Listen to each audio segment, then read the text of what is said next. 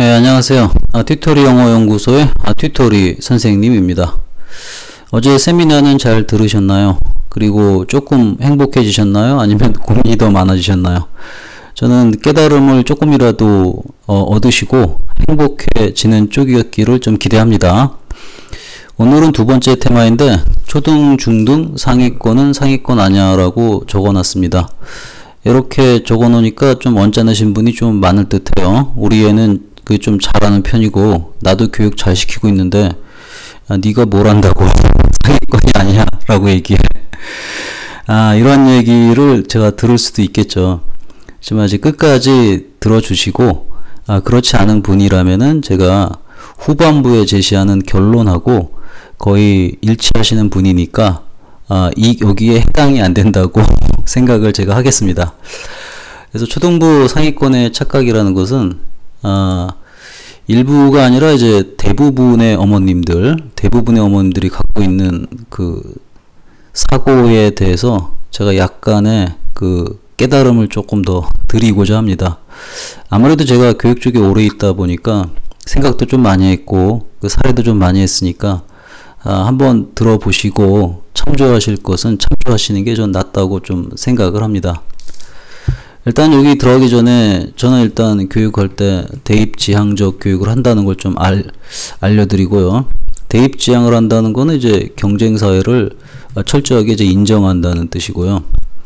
그리고 이제 제가 생각하는 인간 세상이라는 것은 거기 평등 개념하고 차별 개념이 거의 같다라고 저는 생각을 합니다. 여기까지 얘기하면 이제 무슨 얘기인지 잘 모르실 것 같은데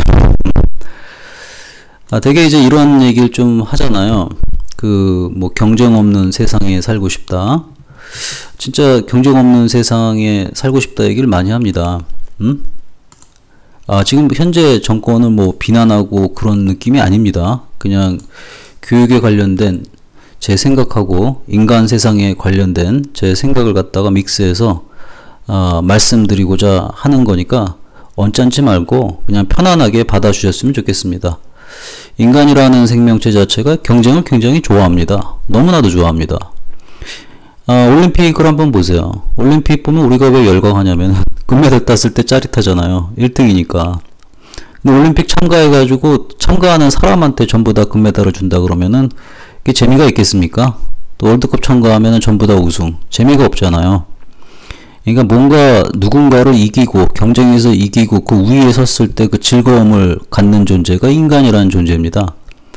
나는 안 그렇다 그러시면은 인간이라는 존재 대부분이 다 경쟁을 좋아합니다. 어머님들끼리도 이렇게 서로 모이게 되면은 그 마운팅이라는 걸 하시지 않나요? 핸드백도 좀 보시고 옷차림도 좀 보시고 신발을 또 뭐 신었나 보시고 대화 트면은 뭐 집은 어디 사냐고 물어보기도 하고 그 다음에 남편 직업 물어보기도 하고 차는 뭐냐 간접적으로도 한번 저울질도 해보고 또 이제 학교 간담회 같은 거 가면 애들끼리 또 성적 가지고 우위를 좀 따지기도 하고 잘하는 애들은 또 어떤 학원 댕기나 또 이렇게 한번 따져보기도 하고 다 뭐 하는 겁니까? 이 경쟁을 즐기시는 거 아닙니까? 어쩔 수 없는 게 아니라 인간의 본능입니다.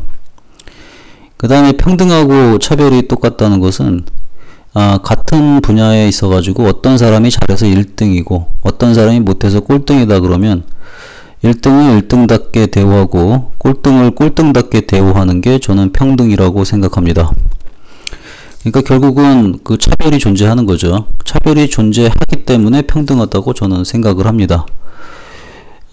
특히 이제 저희가 살고 있는 시대가 이제 자본주의고 자유민주주의 국가의 자본주의에 살고 있는데 그게 어떻게 전부 다가 똑같은 돈을 받겠습니까? 능력이 조금 더 좋으면은 어때요?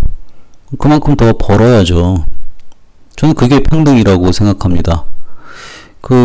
대표적인 게 이제 저희 나라 같은 경우 보면은 의료 비즈니스가 이제 조금씩 뜨고 있잖아요. 되게 이제 오는 나라들을 보면 중국 쪽의 부호들이나 러시아 쪽의 부호들이 이제 의료 관광을 많이 옵니다.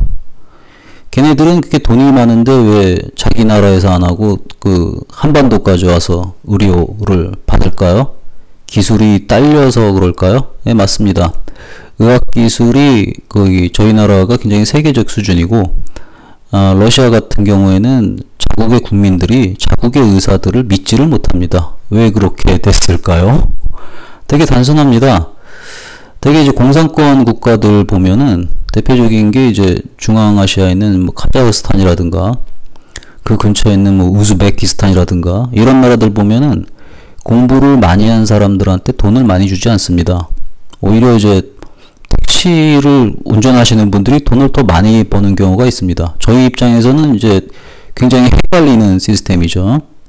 근데 사회 시스템이 그렇게 되어 있으면은 만약에 의사가 돼가지고 거기 100만원을 벌고 택시를 몰아서 200만원을 번다 그러면은 그 어머님들 같은 경우에는 자녀들한테 뭘 하라고 그러겠습니까? 의사하라고 그러겠습니까? 아니면은 택시를 몰라 그러겠습니까? 대부분 다 택시를 몰게 되죠. 그러면 어떤 현상이 벌어지냐? 열심히 노력하는 사람들이 안 나오기 때문에 국가적으로 인재가 부족해지게 됩니다. 이게 이제 보이지 않게 형성되어 있는 사회 시스템이거든요. 그 사회 시스템 자체가 뭘 강조하냐면은 그 차별을 분명하게 두고 있습니다. 그래야지 사회가 발전을 하게 되어 있고 잘난 놈이 나오게 되어 있습니다. 그 다음에 이제 인간의 언어적인 측면을 살펴보면은 제가 방금 썼던 언어, 잘난 놈이다, 못난 놈이다. 모두가 다 똑같다 그러면은 그 잘난 놈이라는 단어도 없고 못난 놈이라는 단어도 없습니다. 그리고 이제 누가 빨리 달리고 누가 느리게 달리다 했는데 빠르다는 말도 없을 것이고 느리다라는 말도 없을 겁니다. 다 똑같으니까. 그러니까 결국은 저희 언어 속에서도 인간은 차별성이 있다는 걸 인정하게끔 해서 발달돼 왔다고 생각합니다. 그래서 이제 어머님들 중에 일부 어머님들은 애들이 이제 대인관계 충돌하고 잘 못하면은 이제 뭐 대안학교를 보낸다든가 뭐 별도의 다른 교육을 많이 생각을 하십니다. 물론 이제 그렇게까지 생각을 하신 거에 대해서는 깊이 생각을 하셨겠죠. 애들을 대안학교까지 보내야 되니까. 그런데 이제 그럼에도 불구하고 제가 그 조언을 드리고 싶은 것은 대입지향 교육 관점에서 바라봤을 때 그 대안학교라는 것은 상당히 부적절합니다. 적합하지가 않기 때문에 저는 솔직히 얘기해서 대안학교에 대해서 저는 반대하는 입장을 좀 갖고 있습니다. 가서 애들이 뭐 산에 좋은 산에서 공기도 마시고 그리고 뭐 시도 읽고 음악도 하고 다 좋습니다. 근데 이 대안학교 이전에 저희는 인간 세상에서 살면서 그 생존이라는 걸 염두에 둬야 됩니다. 그 생존 기술을 가리키는 게 어떻게 보면은 교육이라고 저는 생각하거든요. 물론 이제 국가에서 모든 돈을 대주거나 또는 어머님 아버님이 뭐 경제적인 부를 엄청나게 축적해가지고 애가 팅자팅자하고 살아도 된다 싶으면은 뭐 그렇게 교육하셔도 되겠지만 대부분은 그런 입장도 아니고 그리고 또 솔직히 거부라는 사람들도 자식 교육을 그렇게 안 시킵니다. 자기가 뭔가를 해서 생존할 수 있는 기술에 관련된 걸 시킵니다. 근데 대안학교에서는 진짜 즐겁게 교육을 하다가 되게 이제 고등부쯤 올라갈 때부터는 대안학교를 탈피해가지고 그 대입을 준비하겠다고 상담을 오러 오신 분들이 종종 있었습니다. 근데 이제 그분들 보시면은 그 사고방식이 프리한 건지 아니면은 그 교육을 갖다가 그래도 좀 선호하는 건지 그 경계선이 좀 애매모호하십니다. 그 다음에 아이들 같은 경우에도 공부 강도가 무지하게 약합니다. 적응이 안 돼가지고. 제가 느끼는 건 어느 정도 차이냐면은 고등학교 때 공부를 무지하게 안 하는 놈들이 대안학교 출신보다도 평균적으로 공부 강도가 센 것 같습니다. 제가 지금 얘기하는 거는 오로지 저는 대입지향 교육이고 그 다음에 경쟁사회를 인정하는 거고 차별을 인정하기 때문에 평등하다는 걸 인정하는 거고 그리고 대안학교보다는 사회에서 생존을 위한 교육 저는 그쪽에 초점을 맞추고 있습니다. 그러니까 이제 저하고 교육 컨셉이 안 맞으시다면은 이 세미나에 들어오셔도 안 되는 거죠. 들어오셔가지고 뭐 이런 놈이다 그런 것보다는 저하고 좀 생각의 궤를 같이 하시는 분이 본 세미나를 같이 하기를 좀 기대합니다. 자, 그럼 이제 대입지향 입장에서 이제 초등부 상위권의 착각을 좀 얘기를 드리려고 그래요. 일단은 이제 초육까지 굉장히 우수합니다. 그런데 이제 얘가 갑자기 이제 중학교를 가거나 하더니 중등부, 하위권이 되는 경우가 나옵니다. 저는 이런 사례를 굉장히 많이 봤습니다. 그래서 이제 걔네들을 살펴보면서 이유도 한번 생각을 해봤습니다. 이유는 첫 번째가 쓰잘데기 없는 교육을 너무 많이 받았다는 거죠. 두 번째는 단순 진도 진행 교육을 받았다는 거죠. 근데 여기에 대해서 정말로 중요한 게 한 가지가 빠졌습니다. 제일 중요한 건 뭐냐? 이런 교육을 받아가지고 학생이 겉멋이 들었다는 겁니다. 이게 무슨 뜻이냐? 쓰잘데기 없는 교육이라는 게 뭐냐면 애들이 영어도 배우고 수학도 배우고 국어도 배우고 골고루 다 배웁니다.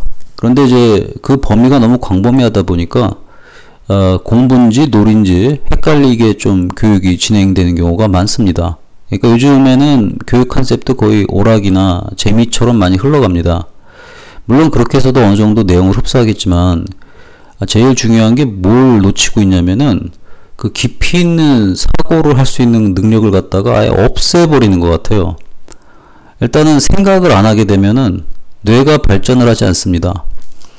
그 다음에 제가 비난하는 교재 중에 하나가 학습지인데, 학습지 보면은 진짜 재미나게 잘 넘어가게 돼 있습니다. 컬러풀로도 잘 돼 있고, 1단계부터 10단계 하는데 휘리릭 나갑니다. 근데 10단계까지 했다는 놈한테 이제 물어보면은 기억하는 게 없어요. 10단계 가가지고 끄적인 것만 기억하고 있습니다. 기억하는 게 없는데 그 아이의 뇌 상태는 어떻게 돼 있냐면 10단계를 마쳤으니까 그 과정을 자기가 마스터했다라고 착각을 하고 있습니다. 그게 이제 환장하는 거죠. 그러니까 그 상태가 어떤 상태냐면 바로 이제 겉멋이 든 상태입니다.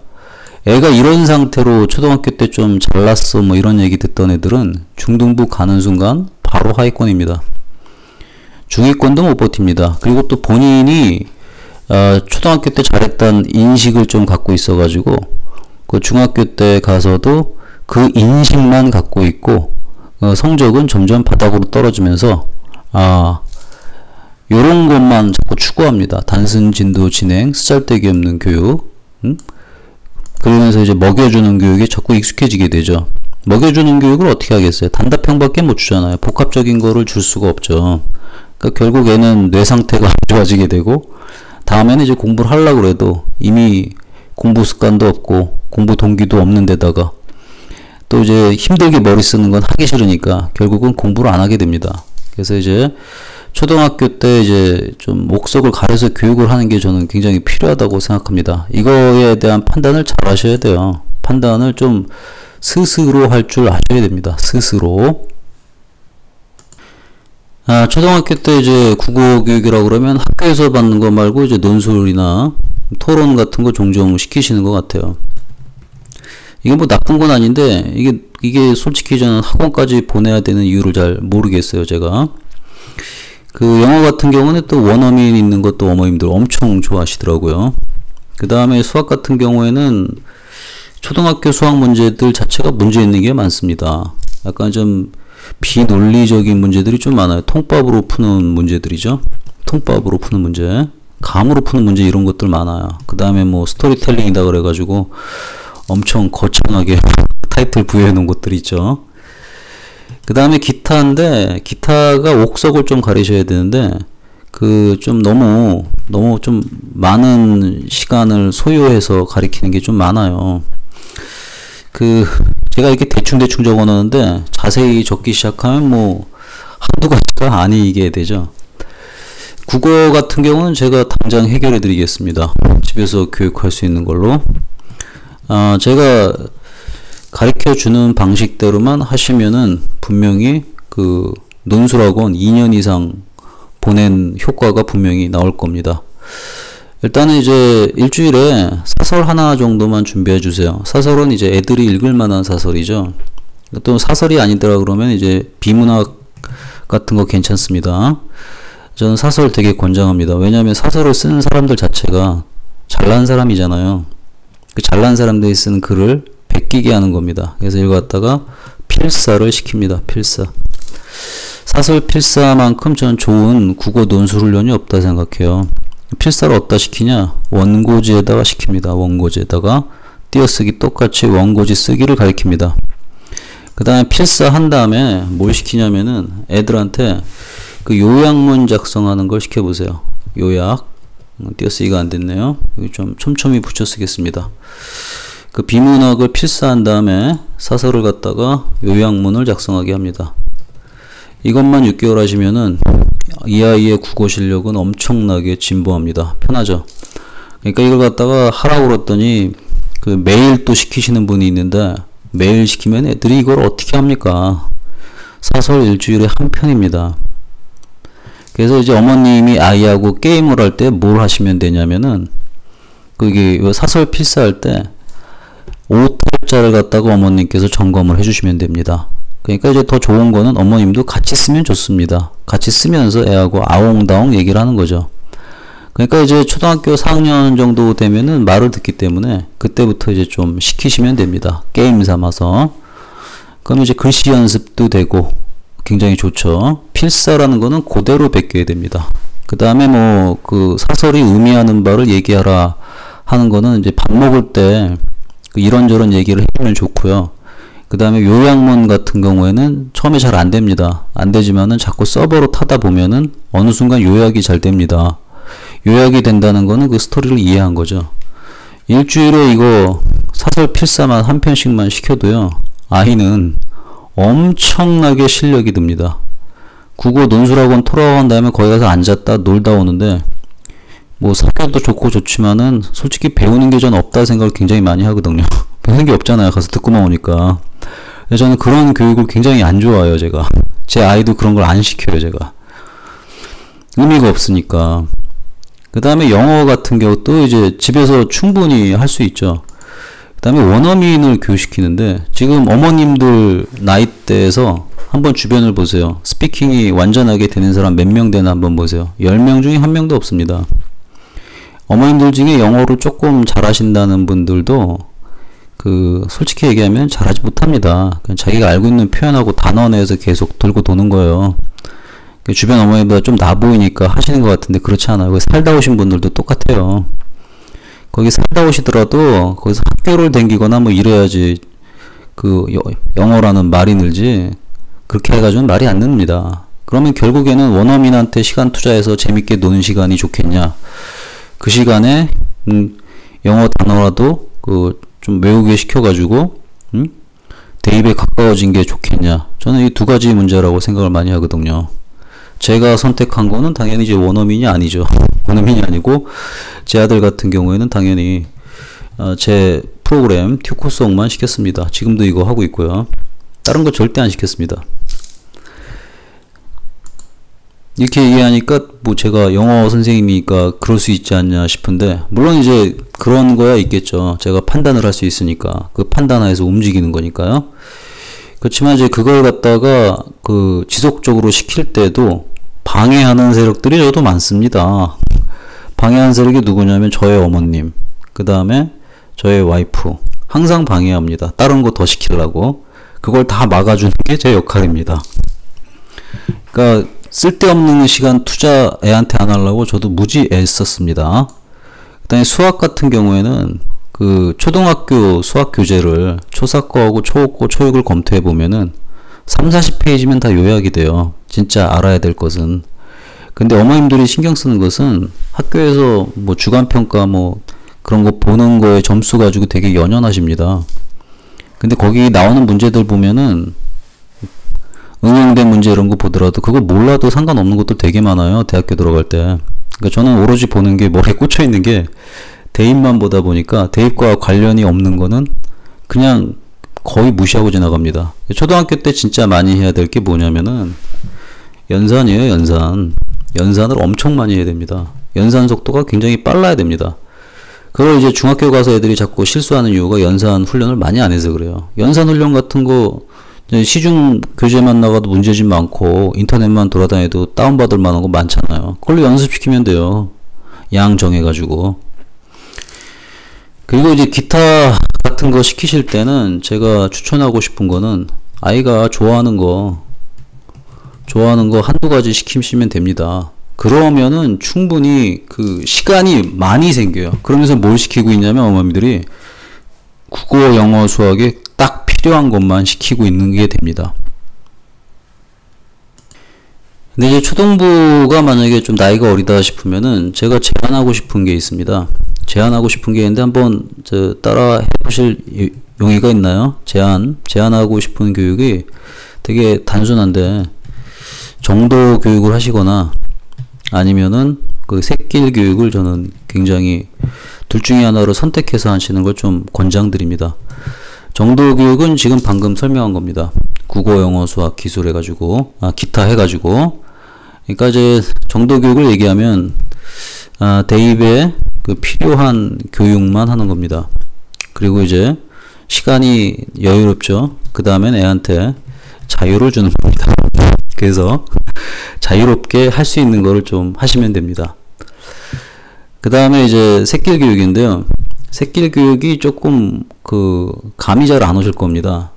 새길 교육이 뭐냐면은 애들이 꽂힌 거 있죠. 꽂힌 것을 집중 교육합니다.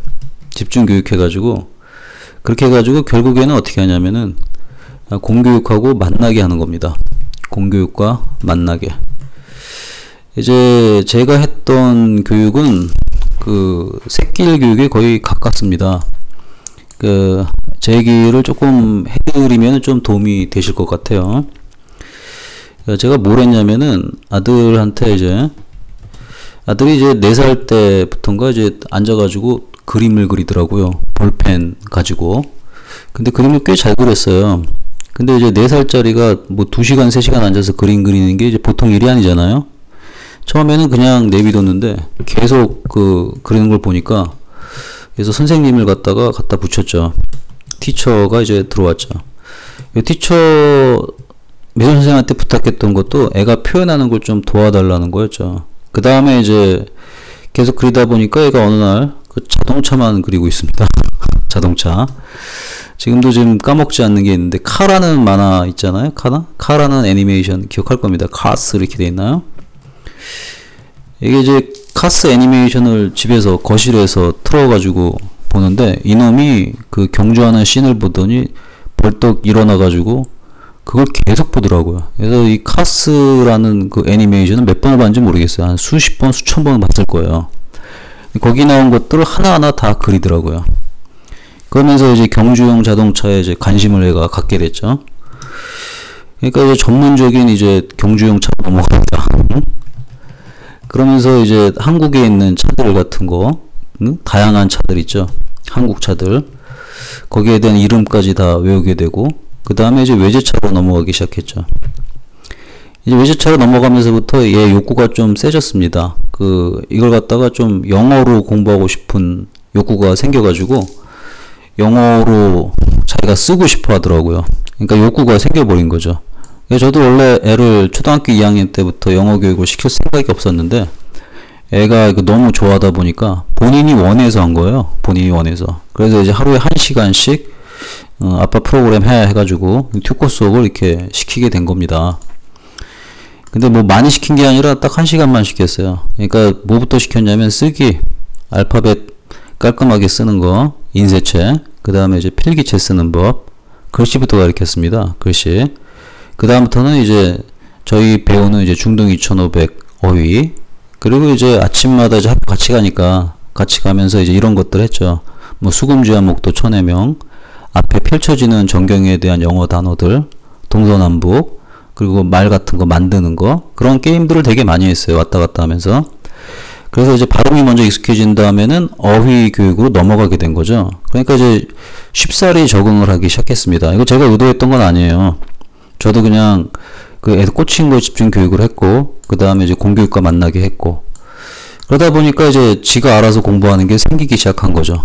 왜냐면은 초3, 초4 때부터 주변에서 잘한다는 얘기를 듣기 시작하니까 자기가 더 하는 거예요. 그런 식으로 해서 공교육하고 만나게 하는 교육을 제가 좀 치중을 많이 했습니다. 그래서 저도 어머님들한테 이제 애가 초등학교 4학년 미만이라 그러면은 정도 교육을 할 건지 새길 교육을 할 건지 중에 추천은 사실 새길 교육 엄청나게 강조합니다. 전 꽂힌 것을 집중 교육해도요, 이게 결국은 공교육과 만나게 되는데, 이렇게 했을 때 좋은 점이 뭐냐면 애가 필요성도 느끼고 즐거움을 갖고 공교육에 있는 과목을 한다는 거죠. 그러니까 저는 사실 이거 덤으로 얻은 거기 때문에 제가 뭐 특별히 뭘 알고 이렇게 했던 게 아니에요. 나중에 알게 됐죠. 나중에 이제 이쪽 교육계통의 서적들을 많이 참조하다 보니까 있더라고요, 새끼 교육이. 그래서 저는 내가 한 게 정도 교육하고 버금가는 거였구나라고 판단 내리고, 그 다음부터는 이쪽에 대해서 주변 어머님들하고 친지들한테 이런 얘기 굉장히 많이 해드립니다. 이제 아기를 처음 가지신 분들, 이게 굉장히 좋습니다. 그러니까 대안학교 교육을 갖다가 꼬맹이 때 먼저 시키는 거죠. 그래서 거꾸로 이제 공교육이 만나게 하는 거죠. 결국 저도 제 아이가 이제 대학교 가기를 바라기 때문에 대입 제한 교육을 저도 하는 방향에서 지금 교육의 틀을 잡고 운영하고 있는 겁니다. 그리고 정도 교육 같은 경우에는 틀을 잡으실 때 여기 적어 놓은 대로만 잡으시면 돼요. 저도 애한테 시키는 거는 책 읽기 하고 요거 사설하고 비문학 필사 요약 시키는 거밖에 안 시킵니다. 근데 영어는 지금 특권 수학만 제가 시킨다 그랬죠. 나머지 수학 같은 경우는 연산하고, 그리고 초등학교 4학년, 5학년, 6학년 거 정리한 거 끝내고, 그 다음에 중 1, 2, 3 거 끝낸 게 있어요. 중 1, 2, 3도 이제 간단하게 보는 얇은 거 있거든요. 그걸로 끝내주고, 지금 현재는 이제 고1 수학 거의 다 끝났습니다. 왜 그렇게 시키냐면은 원하는 거는 저는 고등학교 들어갔을 때 이미 어느 정도 완성되는 걸 원하기 때문에 그래요. 이러니까 뭐 제 애가 굉장히 천재 같고 그럴 텐데 아니에요. 제 아이는 저보다는 좀 IQ도 좀 낮고 논리력도 많이 부족합니다. 부족하기 때문에 부족한 논리력을 채워주려고 저도 굉장히 좀 노력을 많이 하고 있는 편이에요. 그래서 어머님들 이제 정도 교육 하실 때는 이것만 딱 시키고 나머지는 자유를 주세요. 자유를 주는데 저희 애 같은 경우에는 좋아하는 게 이제 레고 학원을 되게 좋아합니다. 레고 학원 지금도 댕기거든요. 레고 학원 댕기면서 이제 뭐 전자부품도 달고 뭐 이런 거 요새 많이 하잖아요. 그런 거 댕겨요. 근데 이거를 계속 보내려고 해도 방해 세력이 있습니다. 방해 세력이 누구겠어요? 아까 말씀드렸듯이 주로 여자들입니다. 제 와이프, 그 다음에 저희 어머님. 거기 끊고 뭐 수학을 한 개 더 보내라 뭐 이런 얘기 맨날 하거든요. 제가 다 막아줍니다. 하도 뭐라 그러길래 제가 와이프한테 얘기했죠. 내가 알아서 해결할게. 응? 그래서 레고 학원 가서 6개월치 그냥 등록하고 왔습니다. 더 이상 얘기하지 마. 이거 할 때 굉장히 애가 좋아하거든요. 단지 근데 애가 좋아하기 때문에 이걸 시키는 게 아니라 조금 길게 봅니다. 뭘 보냐면은 아까 말씀드렸듯이 현재 사회가 무슨 사회냐면 경쟁사회예요. 경쟁사회고 차별이고 또 저희 애도 하나고, 그럼 인간이 뭘 느끼게 되냐면 고립감을 느끼게 돼요. 자기가 일을 하다가 잘 안 됐을 때. 고립감은 결국 뭐로 이어지냐면은 우울증으로 이어지게 되고, 결국 고도화된 사회에서 많이 나타나는 자살률이 높아지는 걸로 이어지게 돼 있어요. 그거를 막으려면 어떻게 되냐? 취미가 있어야 돼요. 자기가 푹 빠져있는 취미. 취미가 있는 사람일수록 그 취미 생활로서 우울증이나 좀 자기가 상황이 안 좋아질 때 극복을 하거든요. 그래서 그때 제가 시키는 것이 그거를 염두에 두고, 그 미술하고 레고라는 두 가지 테마가 아들한테 있죠. 걔는 힘들면 분명히 그림 그릴 거고 레고 갖고 놀 거예요. 그러면서 아마 스트레스를 풀 겁니다. 그걸 생각하기 때문에 이걸 제가 포기를 안 하고 시키는 겁니다. 그래서 어머님들 같은 경우에도 너무 그 대입만 치우쳐 가지고 이런 거에 뭐 다양성을 치우기보다는 이 자유를 줄 때 자유를 어떻게 활용할까를 잘 활용하시길 좀 기대해요. 그래서 이렇게 해서 사고력까지 증진된 아이들 같은 경우에는 그 초등학교 6학년 때 우수했던 아이들은 반드시 중학교 가서도 우수하게 활동할 수밖에 없습니다.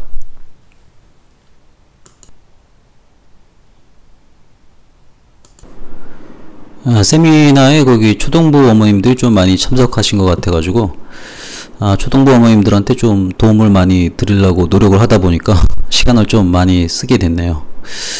일단 2부 타임부터는 조금 시간을 좀 잘 조절해서 말씀을 드리겠습니다. 시간 또 너무 많이 뺏으면 안 되잖아요. 중등부 상위권의 착각에 대해서 조금 말씀드리려고 합니다. 가끔 보면 이런 얘기가 나오죠. 중3 때 전교 10등이었는데 근데 고등학교 가더니 이제 고1 때 반 10등을 하더라. 뭐 이런 얘기가 나옵니다. 이런 얘기는 이제 부지기수로 발생되는 경우이기도 합니다. 보편적으로는 이제 중학교 3학년 때 좀 하면은 아무리 많이 떨어지더라도 이렇게 심하게 떨어지진 않습니다. 그 다음에 이제 이 이유를 살펴보면은 되게 단순합니다. 그 중등식 공부 패턴을 갖고 있기 때문에 그렇거든요. 이 중등식 공부 패턴이 뭐냐면은 논리보단 그 경험으로 공부하는 애들이 많습니다. 경험주의 공부. 제가 굉장히 싫어하는 패턴의 공부죠. 얘를 좀 다른 말로 표현하면은 그 한마디로 얘기하면 단답형식 공부라고 할 수 있어요. 그냥 대충 교과서 읽어보고 문제집이나 드리릭 풀고 답 맞춰보고 넘어가는 패턴 있죠. 그게 이제 중학교 애들이 학원 다니면서 공부를 다 그런 식으로 합니다. 또 일선 학원 같은 경우에도 그렇게 할 수밖에 없는 이유도 제가 이해는 해요. 애들이 워낙 공부를 안 하기 때문에 그렇게라도 시켜가지고 점수라도 나오게 하자 뭐 이런 거죠. 그러니까 애들이 사고가 어떻게 되냐면 점점 뇌가 죽어가요. 뇌가 발전을 해야 되는데 그냥 단답형식으로 되다 보니까 인간의 뇌를 갖고서 그 침팬지보다도 못한 거의 강아지나 개 정도의 교육을 지금 하고 있는 거죠. 그게 뇌를 갖다가 강아지나 개가 단답형으로 하면 대단하지만 인간이 그렇게 공부하면 안 되지 않습니까? 저는 좀 그렇게 생각을 하거든요. 그 다음에 이제 그 세 번째 이유도 또 결정적인데 공부를 좀 하다가도 애들이 재미에 눈을 뜨는 시기를 맞이합니다. 재미가 이제 공부 재미가 아니라 이제 노는 재미겠죠. 공부 잘하다가 특히 언제 그러냐면은 중3 2학기 때 애들 완전 개판됩니다.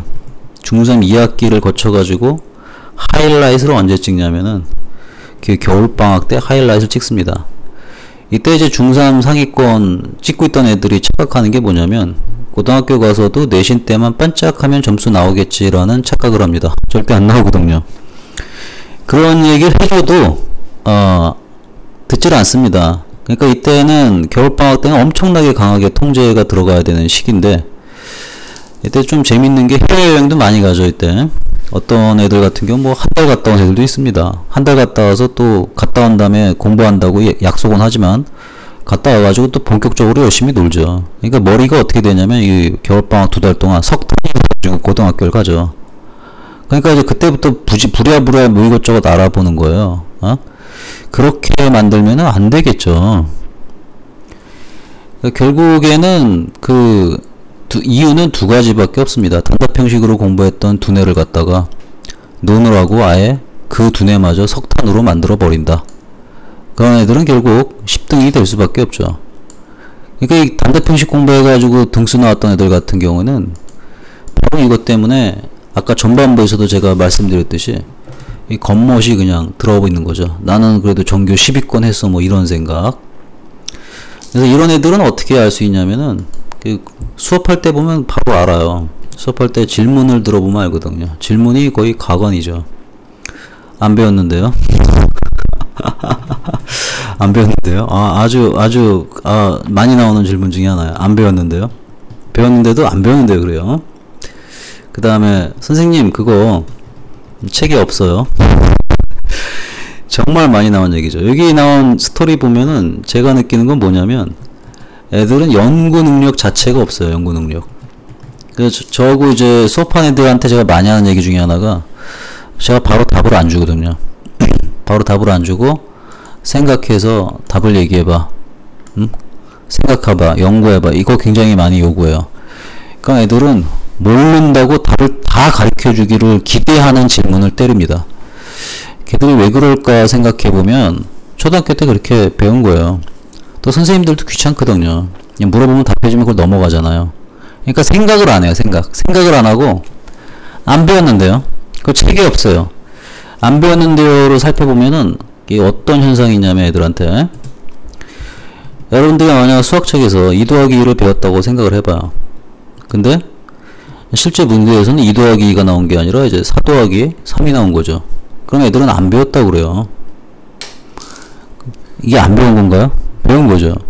그러니까 뭐냐면은 그 논리로 공부해서 즉 원리 위주로 공부하게 되면은 이런 응용력들을 가질 수가 있는데 경험주의로 그냥 2 더하기 2는 4, 2 더하기 1은 3 이런 식으로 그냥 단답형식으로 공부를 해야 되니까 비슷한 거가 아니라 이제 숫자만 바뀌면은 좀 내용이 조금만 바뀌면은 안 배웠다고 뇌에서 인식을 하는 거예요. 이거하고 똑같은 질문이 그 책에 엄처라는 얘기랑 똑같죠, 이게. 이게 애들의 뇌가 이렇게 됐어요. 그러니까 그거 고쳐주려고 꽤 애를 씁니다. 그래서 일부러 바로 답을 안 주고 연구 좀 해봐. 그러면 또 이게 연구하라고 그러면 어떤 현상이 있냐면 삐져요. 그래서 항상 그 얘기도 같이 하죠. 삐지지 말고 연구해봐. 삐짐인데 그 다음에 이제 이게 또 전달 과정에서 이상한 일이 생길 때가 있어요. 그럼 옆에서 지켜보던 어머님 같은 경우에는 왜 질문을 했는데 답을 안 해주십니까? 뭐 이런 부분이 있어요. 그 답이 어려워서 안 하는 게 아니라 이렇게 한번 단답 형식으로 해주게 되면 한 바퀴를 돈 다음에 애들이 그걸 기억을 못해요. 그래서 애들이 그 사고하는 시간을 반드시 가져야 돼요. 생각하는 시간. 그게 좀 애들 입장에서 힘들 수 있겠는데 그 사고하는 재미를 알게 되면은 정말 재밌어요. 그 재미를 느껴야 돼요. 사고하는 재미. 그 사고하는 재미가 생기게 되면은 응용력이 애들이 발전하게 되기 때문에 이렇게 해서 교육이 된 애들은 고등학교뿐만 아니라 대학교 나가서 사회 나가서도 결코 실패하지 않아요. 그래서 제가 추구하는 거는 경험주의가 아니라 논리를 갖다가 굉장히 추구합니다. 이게 이 논리를 머릿속에 장착하고 있는 애들은 어떤 걸 한다 그래도 성공할 수 있어요. 근데 단답 형식으로 하는 애들은 뭐 똑같은 답 문제만 없으면 틀렸다고 그러는데 얘 미래가 어떻게 했어요? 이해되시죠? 어떤 건지. 그럼 해결책은 뭐냐? 해결책은 뭐 단순하죠. 해결책은 무조건 그 논리를 시켜야 돼요. 논리라는 말은 결국에는 이제 원리 교육을 시키라는 거죠. 원리 교육. 그리고 생각의 재미를 좀 아셔야 돼요. 생각의 재미. 위에서 했던 얘기를 제가 요약해서 시켰죠. 그러니까 논리하고 원리를 알고 생각을 할 줄 알게 되면은 암기도 잘하게 돼요. 암기도 뭐 갖고 하냐면은 그 이해를 바탕으로 한 원리로 암기를 하게 돼 있어요. 특히 애들 보면은 역사 같은 거 싫어하는 애들 많잖아요. 역사 왜 싫어하냐면 그냥 드립다 외우는 거라 생각하니까 싫어해요. 역사 같은 경우에는 이제 스토리를 입혀야 돼요. 스토리를. 그냥 한번 예를 들어볼까요? 예를 들어서 이제 고구려가 불교를 언제 도입했냐? 그러면 그냥 외워버리잖아요. 4세기, 5세기 뭐 이렇게 막 외우잖아요.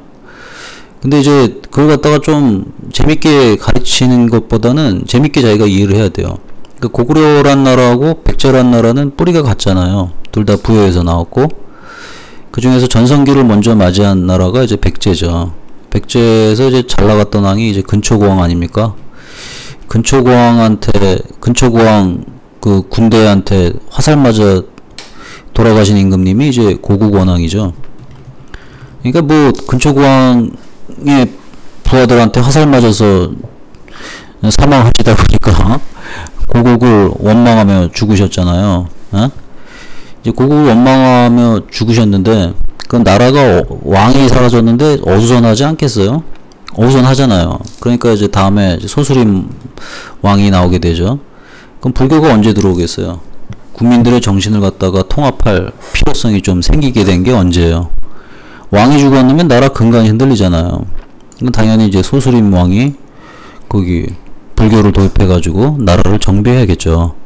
그러면 이제 이렇게 스토리로 이렇게 공부를 하게 되면은 소수림 왕 때 불교가 들어왔구나.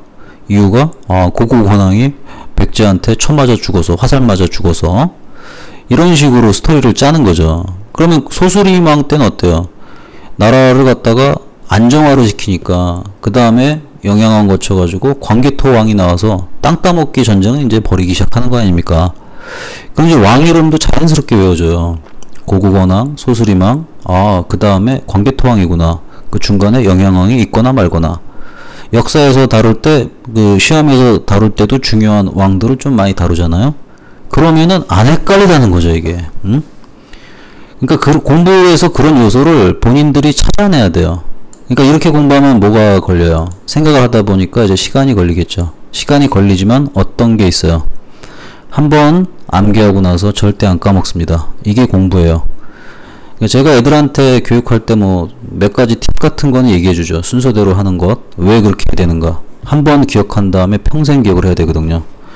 그러면 다른 사람이랑 차별화가 생기게 돼요. 흡수가 지나면 지날수록 머릿속에 쌓이는 게 많아지고 아는 게 많아지다 보니까 판단력이 선명해지게 되고 결국은 자기가 뭘 해야 되는지 스스로 판단 능력이 저절로 자라나게 돼 있습니다. 저는 그런 아이들을 만들고 싶습니다. 제 아이도 그렇게 만들고 싶고요. 남의 의견 때문에 좌지우지되는 그런 아이를 만들고 싶지가 않은 거죠. 자기 판단이 없는데 어떻게 세상을 살겠어요. 그래서 그런 교육은 초등학교, 중학교 때부터 길러지는 거라고 저는 믿고 있습니다. 그렇게 해야 되고요. 그래서 중학교 때 그냥 어설프게 단답형식으로 공부하는 애들 있으면은 일침을 가하세요. 그렇게 공부해가지고는 중학교 때 반에서 1등을 한다 할지라도 스카이 근처에도 못 갑니다. 인서울도 못 갑니다. 보이거든요, 앞날이. 근데 본인은 착각을 하고 있죠. 나 정도면은 어디 가, 이렇게. 착각입니다, 착각. 그래서 이 착각을 점점 키워주면 안 된다는 거예요.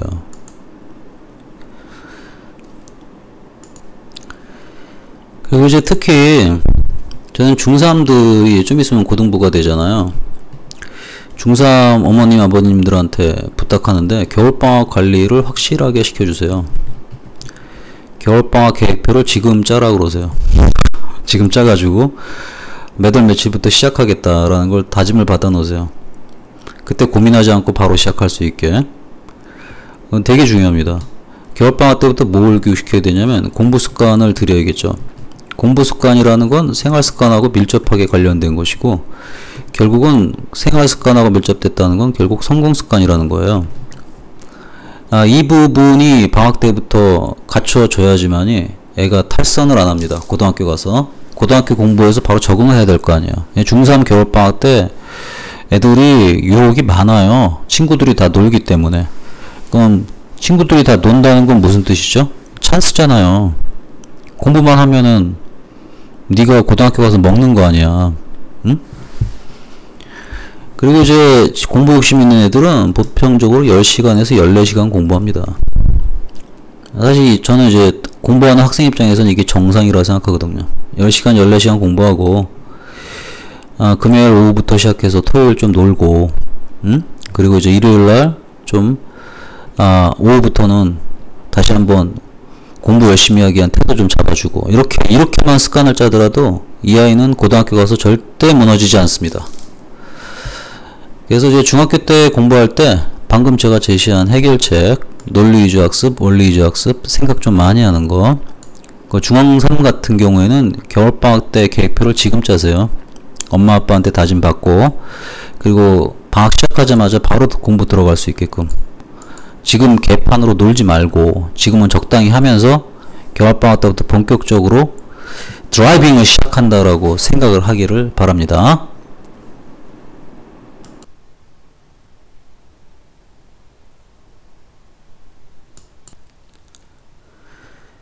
그래도 보편적으로 이제 중학교 때 제가 말씀드린 대로 이제 논리하고 그 원리하고 사고 중심으로 이제 공부를 하게 되면은 고등학교 와서 굉장히 편안합니다.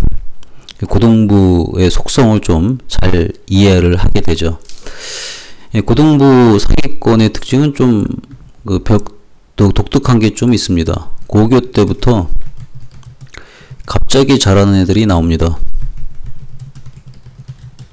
잠자던 애들이 막 깨어나는 것 같은 느낌을 좀 들어요. 그리고 나서 이제 초중고가 꾸준한 아이들이 있습니다. 초중고가 꾸준한 애들, 초중고가 꾸준한 애들이 있어요. 얘네 두 계층을, 상위층의 이 두 계층을 바라보면은 참 이런 생각이 좀 많이 들어요. 갑자기 자란 애들은 뭐 벼락부자 같은 느낌이 좀 들고 그 초중고가 꾸준한 애들은 이제 벼락부자라기보다는 그냥 말 그대로 꾸준한 부자라는 느낌이 좀 듭니다. 그러면 이제 그 어머님들이 생각할 때 요 1번이 굉장히 좀 관심이 많으시죠. 지금 중학교 때 공부를 못한 애들이 누가 갑자기 벼락부자가 되고 누가 갑자기 공부를 잘할까 뭐 이런 것들이 좀 생각이 들죠.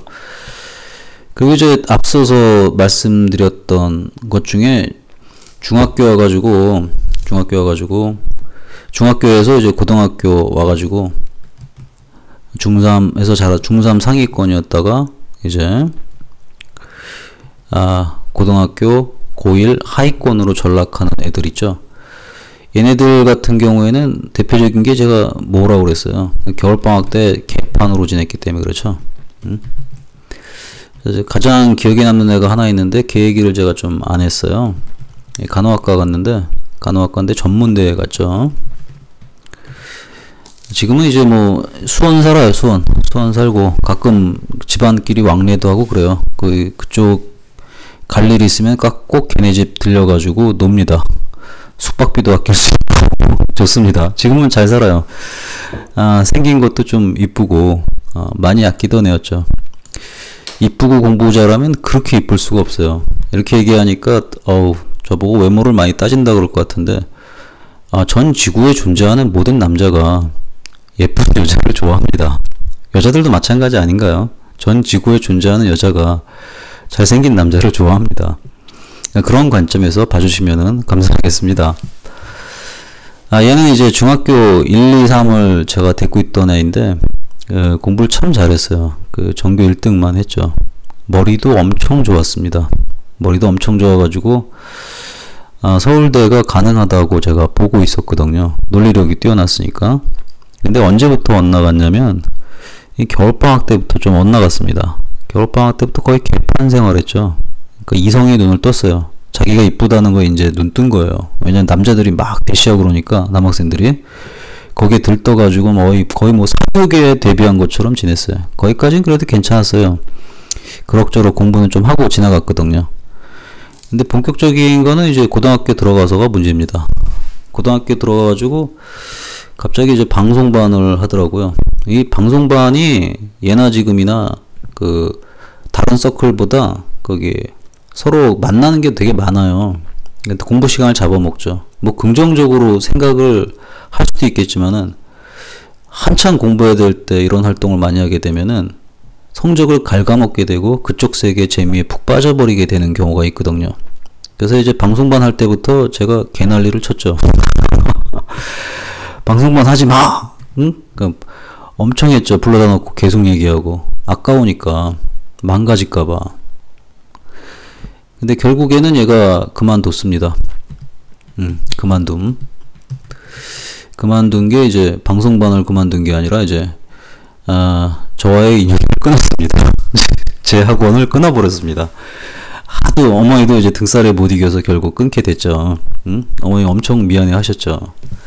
그리고 이제 공부계를 떠났죠. 근데 이제 언제 얘가 다시 왔냐면은 고등학교 3학년 때 입시 한 3개월 남았나? 그때 다시 왔어요. 근데 반가웠죠. 잊지 않고 찾아주니까. 고3 때 다시 왔어요. 고3 때. 근데 이제 고3 때 다시 왔는데요. 성적이 처참했습니다. 어디 갈 데학이 없어요.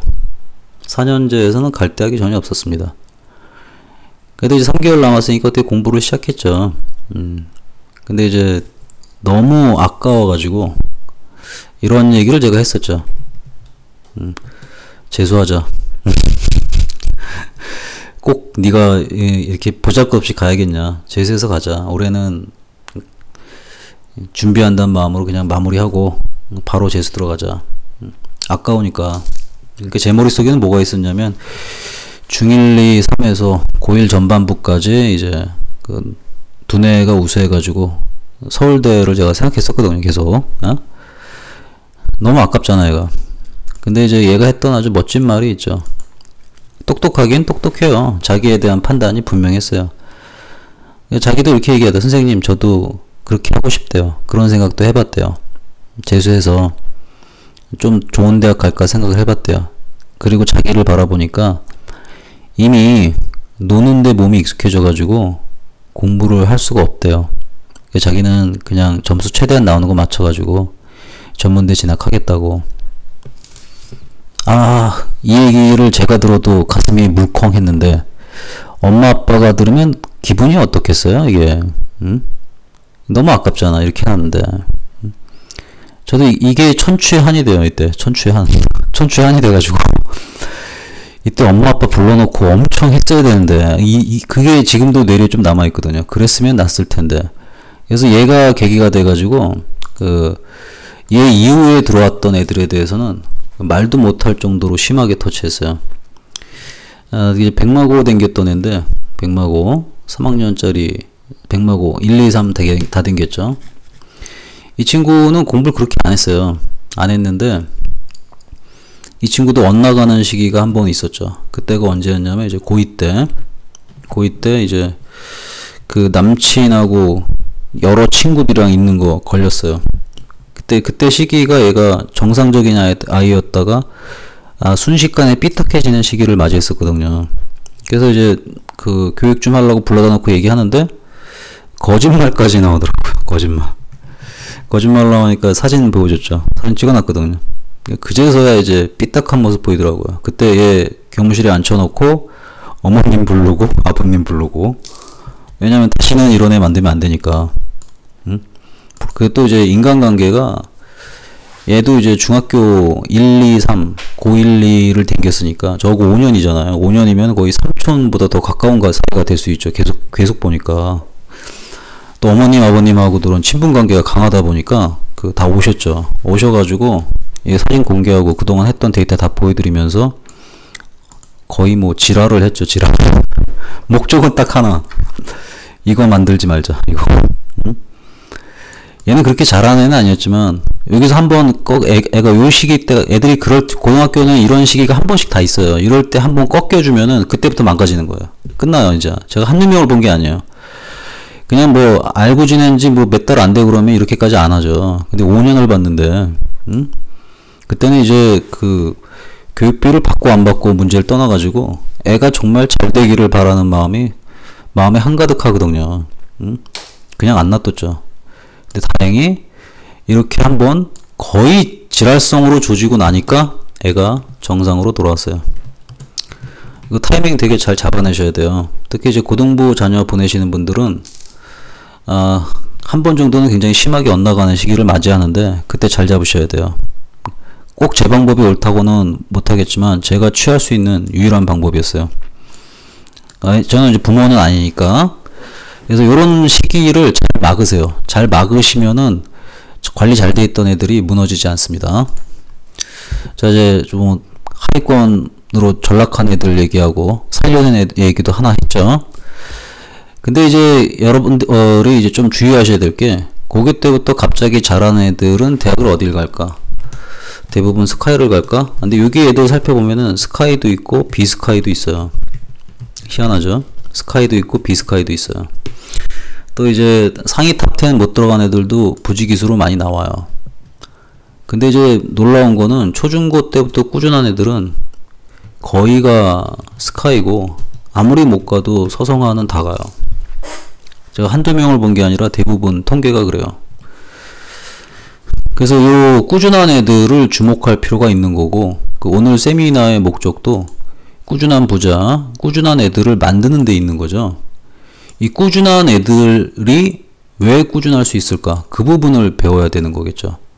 근데 이제 고교 때부터 갑자기 잘한 애들은 왜 스카이하고 비스카이로 이렇게 많이 나눠질까? 이 비스카이에 들어가는 거는 서성한 레벨을 얘기한 게 아니라 서성함보다도 좀 많이 떨어지는 레벨을 좀 얘기하는 거죠.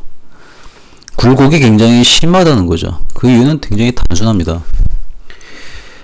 중학교 때부터 공부를 안 했는데 갑자기 공부를 잘한다. 그럼 뭐가 부족하죠? 기초가 부족해요. 그래서 얘들은 이제 내신 유형이 되게 많습니다.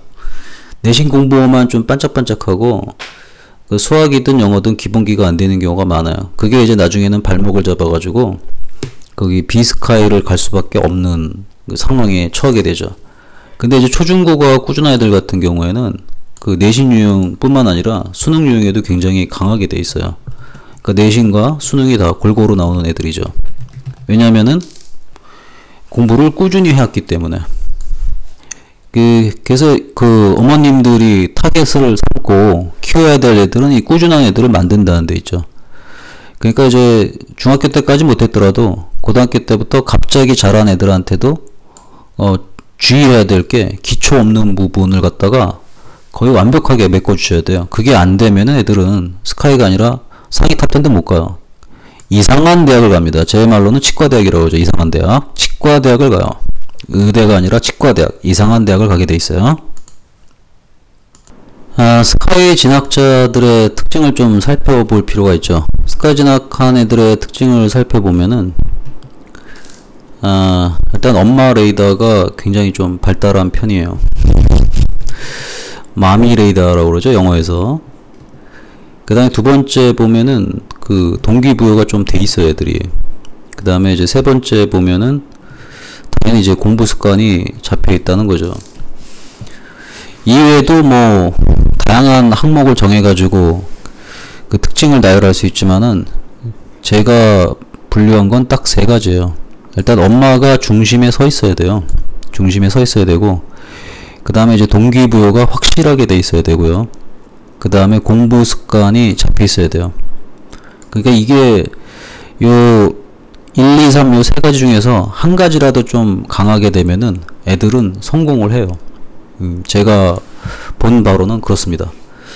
되게 이제 엄마 레이더 부분이 좀 중요하긴 한데, 저는 이제 애들 고등학교 진학할 때 그 추천하지 않는 학교가 기숙학교를 가지 말라 그래요.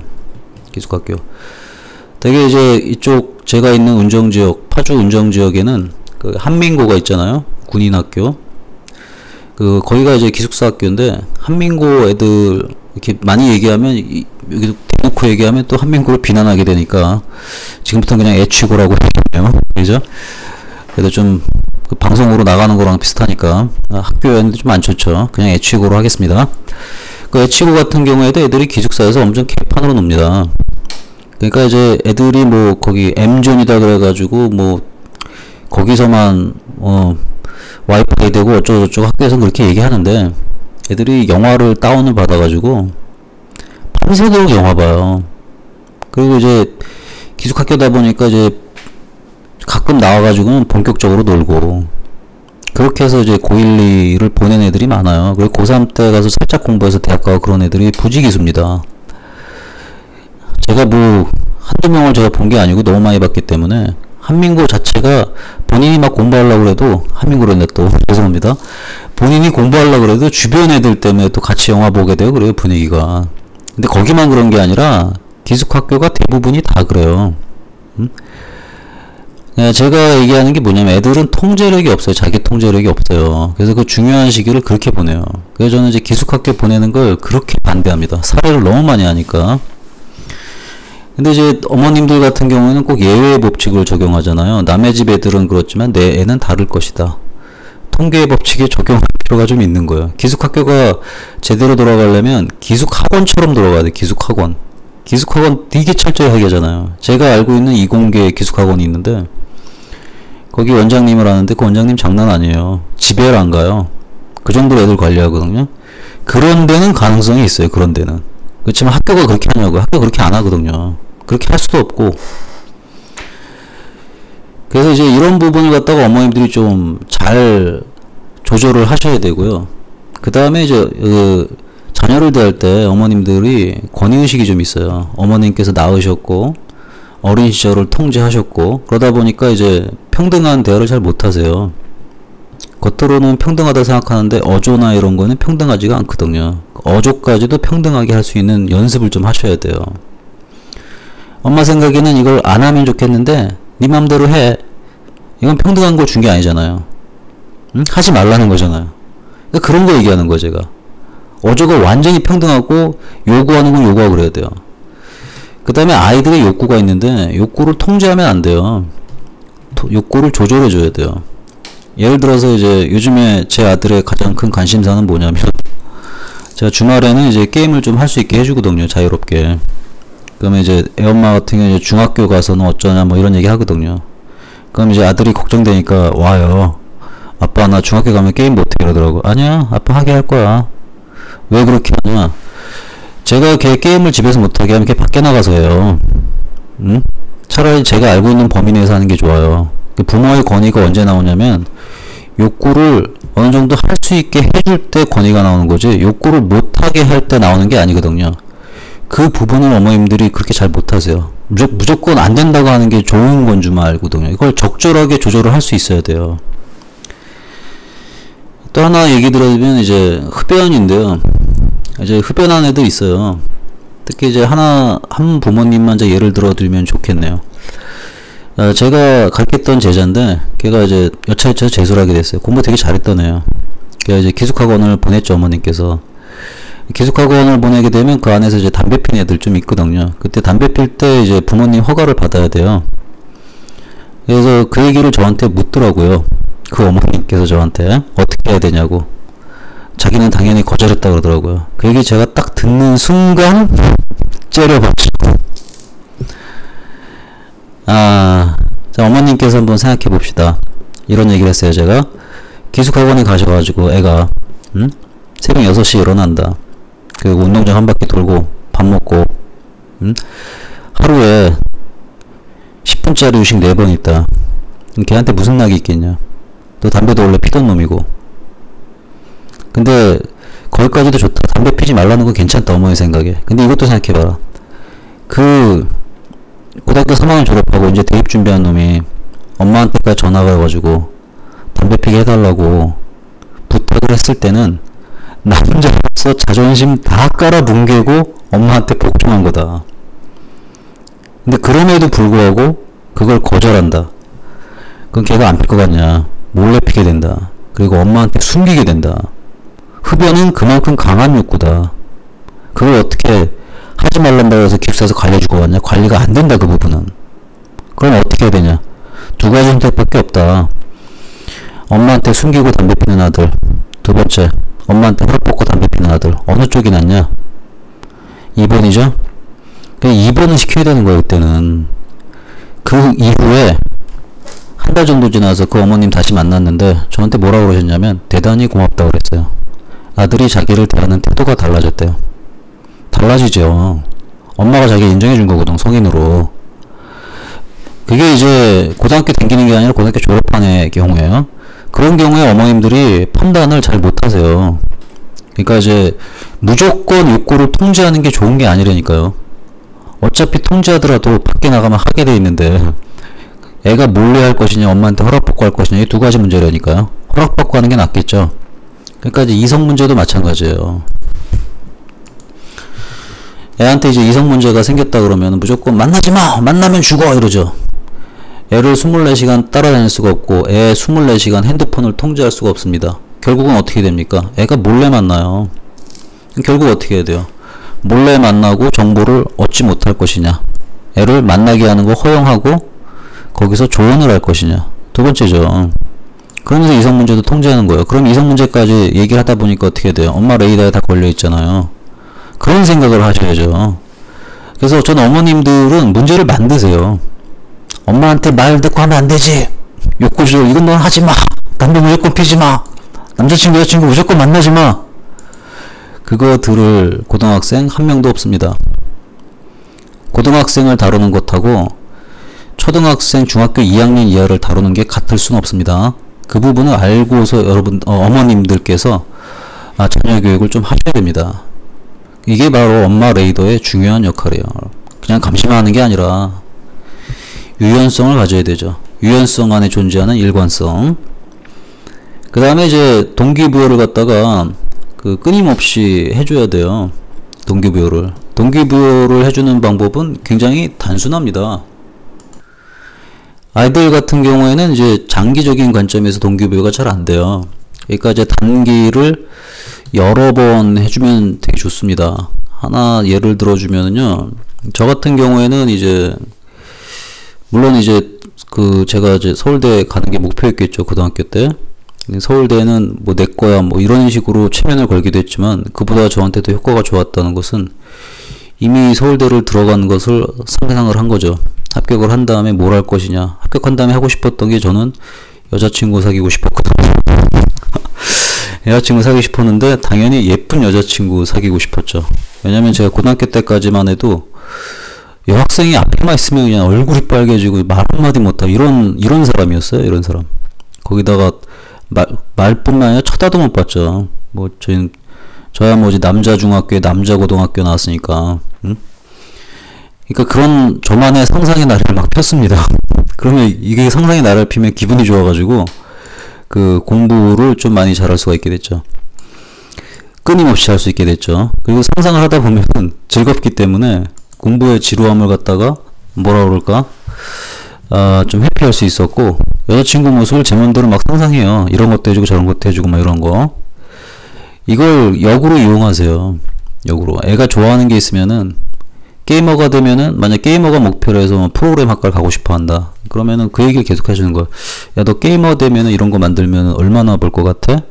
이런 얘기를 끊임없이 하는 거예요. 요즘 TV 보니까 이런 거 하던데, 너는 이쪽에 관심이 없니? 이런 식으로 간접적인 얘기를 계속 해주는 거예요. 그러면 이제 동기부여가 되죠. 갔을 때 모습을 애도 머릿속에서 상상을 하게 되거든요. 그러니까 이제 자기가 목표한 대학을 쟁취했을 때, 그리고 나서 펼쳐지는 미래상들을 아주 구체적으로 예를 들면서 그런 것들을 해주는 게 저는 부모의 역할이라고 생각하거든요. 그게 바로 이제 동기부여가 되죠. 애도 이제 그러면 계속 알아보게 돼요. 그 다음에 공부 습관 같은 경우에는 절대 기준이 좀 필요하죠. 제가 좋아하는 절대 기준, 절대 가치. 이거에 대해서는 이제 토를 달지 말고 하게끔 하셔야 됩니다. 그게 굉장히 중요해요. 그 얘기는 제가 지난번 세미나에도 얘기를 굉장히 많이 했죠. 또 공부 습관의 절대적인 것도 굉장히 얘기를 많이 했습니다. 제 블로그하고 그 다음에 제가 발표했던 또 세미나 자료 같은 거 한번 보세요. 거기 공개된 것들이 많이 있으니까 거기 충분히 습득을 할 수 있을 거라고 생각이 들어요. 또 학생들 스스로 이 세미나 듣고 있는 학생이 이제 사람이 학생이라면은 그 동기부여만 본인이 굉장히 강하게 할 수 있어도 꿈을 이룰 수가 있습니다. 동기부여는 이제 네가 가고 싶은 대학을 이미 댕긴다고 생각을 하고 그 상태에서 뭘 하고 싶은지 네 마음에 땡기는 거 있지. 그거를 할 수 있다는 생각을 끊임없이 해보세요. 그럼 동기부여가 됩니다. 또 절박함을 갖고 있던 애들이 있었죠. 제 기억에 가장 기억에 남는 애가 중앙대학교 작곡가관 애인데, 걔 같은 경우에는 거기 꼬맹이 때 집이 되게 잘 살았어요. 잘 살았는데, 걔가 이제 고등학교 가면서부터 집이 폭망했죠. 사업을 하다 보니까 폭망했는데, 걔는 이제 좋았던 게 교회를 계속 댕겼어요. 그러면서 이제 음대를 가고자 했죠. 그때 걔네 집이 그때 단칸방 살았습니다. 또 어머님은 이제 대학교를 보낼 수 있는 형편이 안 됐고, 아버님은 이제 중국에 계신데 뭐 온데간데 소식도 없고 뭐 이런 상태였습니다. 근데 참 놀라운 게 그렇게 음대를 가고 싶어 했어요.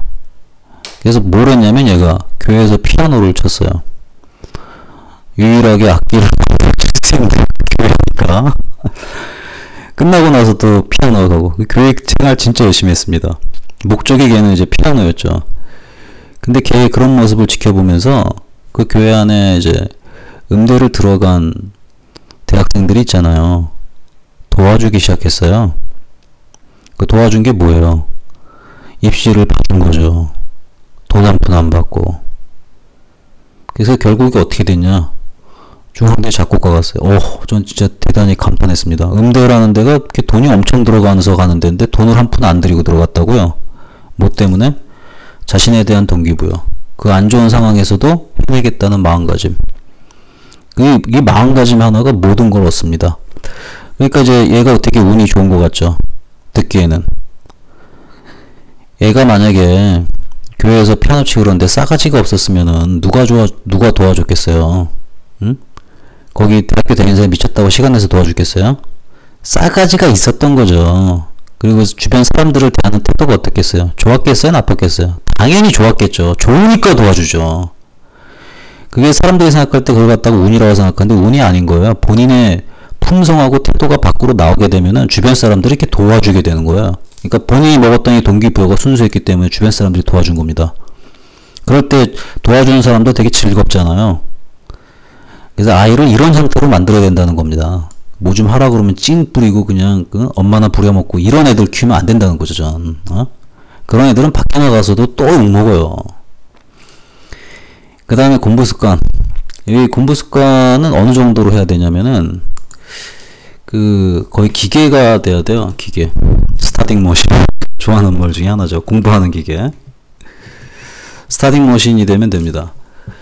이게 습관이라는 거는 몸이라는 게 기계랑 똑같아 가지고 한번 이렇게 습관을 들이게 되면 잘 무너지질 않아요. 대학교 다닐 때 저는 같은 경우는 이제 술 먹고 집에 들어와도 6시면 눈이 떠져요.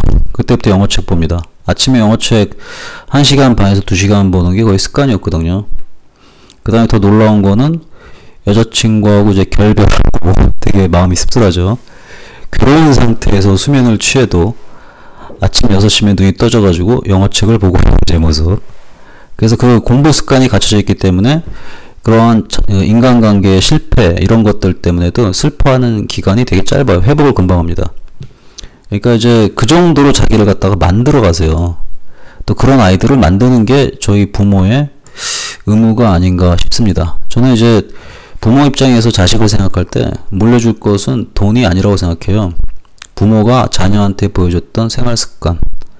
그렇게 되면은 아이는 그 생활 습관을 배우기 때문에 그 생활 습관이 공부 습관이 되고 성공 습관이 되기 때문에 부모가 세상을 떠난 다음에도 그 아이와 더불어서 그 습관 속에서 영원히 살 수가 있는 거예요. 영원히.